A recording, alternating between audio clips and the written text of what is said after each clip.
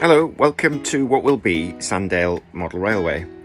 In this video, I'm going to take you through the background to my story of building my first model railway layout. I'll then go on to take you on a brief layout tour of the development so far, and then I'm going to talk about the challenging of building two hidden fiddle yards. So what is my background? Well, when I was young, I always wanted a model railway, but I was never really allowed to have one because my parents felt as though it would be a fad and I'd grow out of it and it would be a white elephant. And to be truthful, we never really had the space. But I've always been fascinated within the railway and with trains, and that never really diminished. Last year, I decided to take early retirement, and I thought this is the time. Let's do it. So I thought long and hard about where would I want to put the railway. Garage, not really, because it really needed converting. It would be cold, it's drafty and dirty. I thought about the loft and I thought, no, the temperature fluctuations are too extreme. Why would I do that? So then I thought about the garden shed, but again, it would need converting, and it's a little old and in danger of leaking.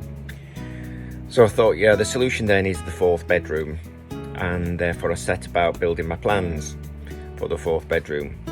And the size of that bedroom, which you'll see from some pictures here, was about 4 meters by 3 meters roughly. But to get it to where I needed to be, I needed to take out some fixed in wardrobes, and I thought that was going to be a real pain, but I was going to do it.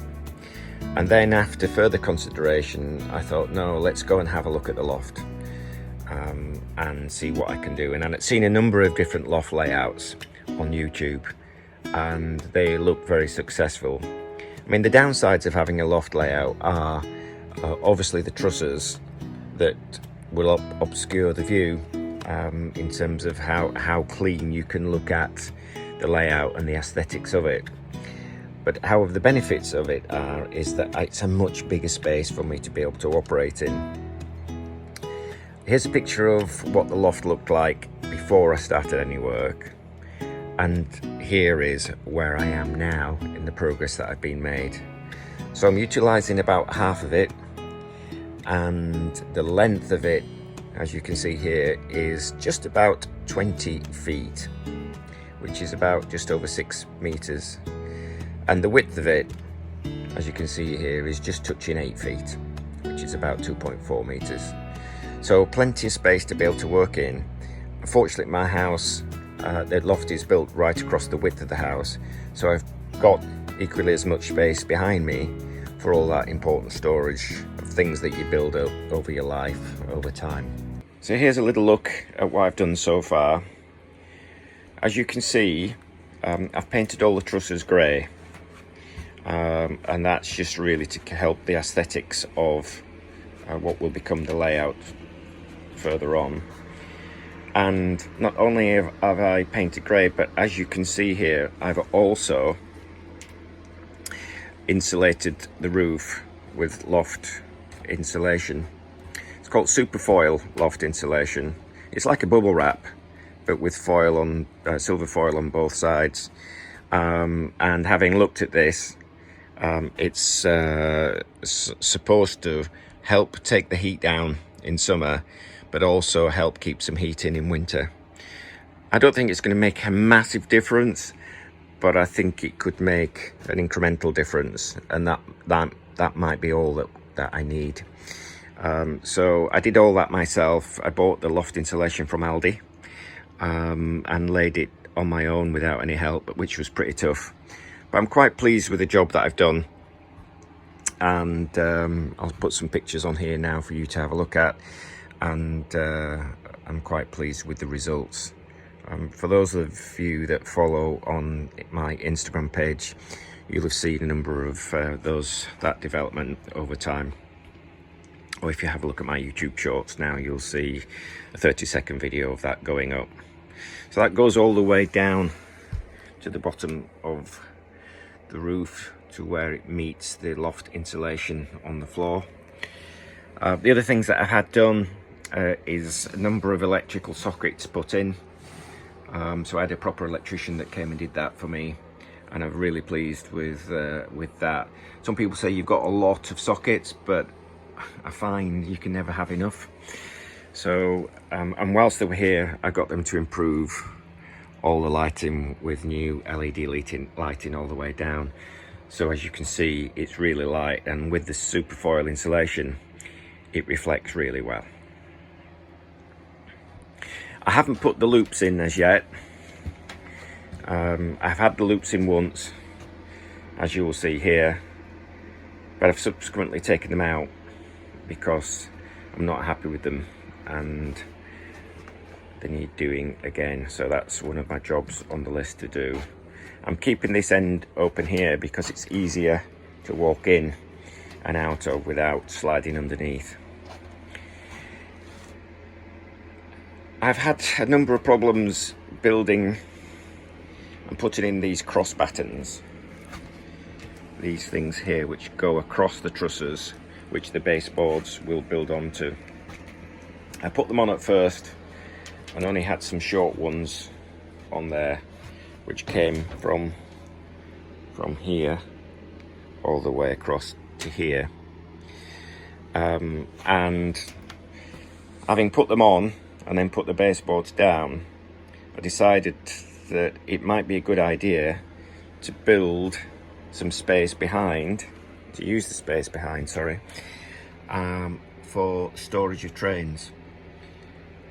So I then replaced all the cross battens that I did and put on these extra long ones, and these extra long ones go all the way towards the roof, and as you can see there, creates sufficient amount of space to be able to store probably about 5 tracks, maybe 6, but I'll show you a little bit later why I think it's only 5. So the next job that I'm going to do is to put the baseboards into these fiddle yards, and I'd like to take you through how I'm going to do that. Now I've dropped one side of this batten down because it's the only way that I can get the baseboards behind when I drop it down. Now the other thing you can see here is I've already painted the baseboards both back and front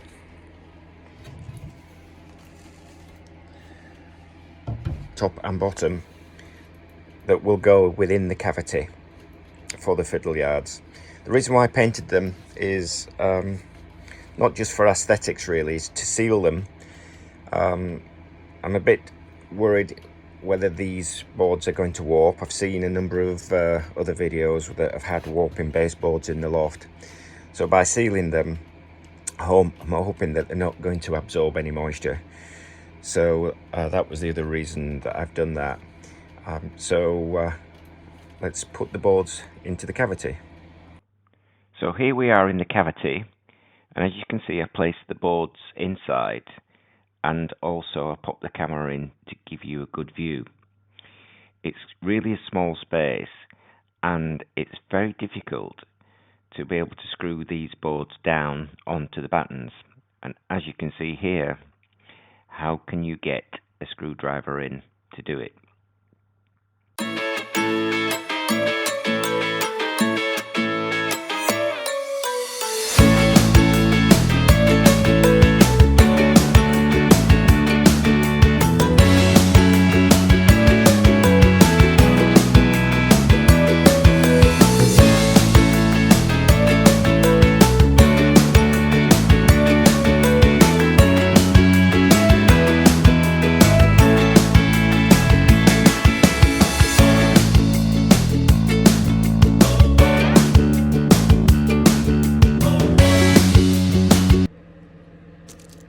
So as you can see now, these screws are in. I used self-tapping wood screws, fairly easy to drive in. and with the plyboard being reasonably soft, I haven't screwed them down hard, and that's something that we'll do once we have put in the final boards in position. Now the next task is to take them all out again and set the boards up independently offline and start to build the baseboards with track. I've now taken the baseboards off and I've mocked them up in the middle of the loft, as you can see here. So the next job is just to mark underneath where the battens fix to the underside, and the reason for doing that is so I know when I'm laying wiring and point motors not to put them too close to where the battens are. So I'll just show you how I'm planning to do that. So it's a quick mark with a marker pen underneath.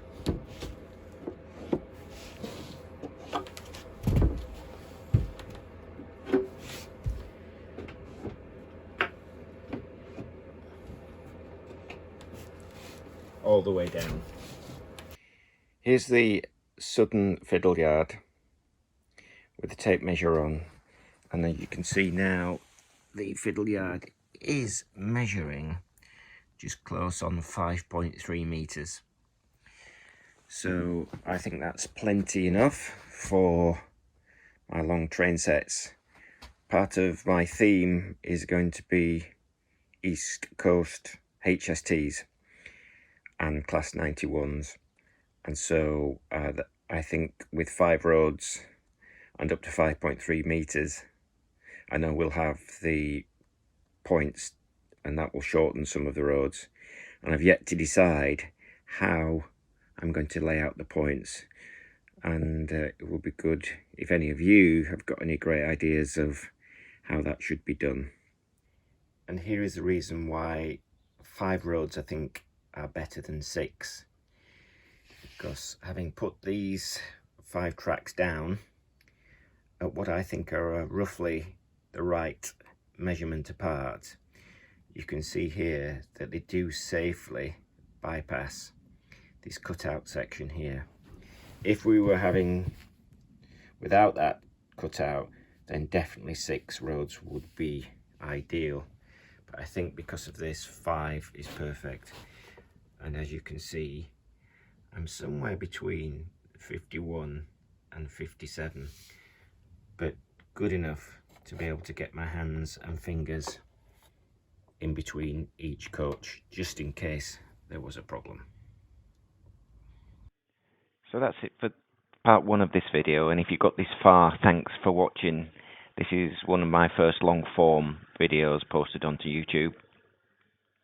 Please subscribe if you haven't done so already. That would be incredibly helpful for me, and if you like it, then please click the like button. If you have got any comments, I'd be really grateful if you could add them below, and that will really help me on my learning curve. So thanks for watching. Look out for part 2 of the next stage of this video coming in a few days' time.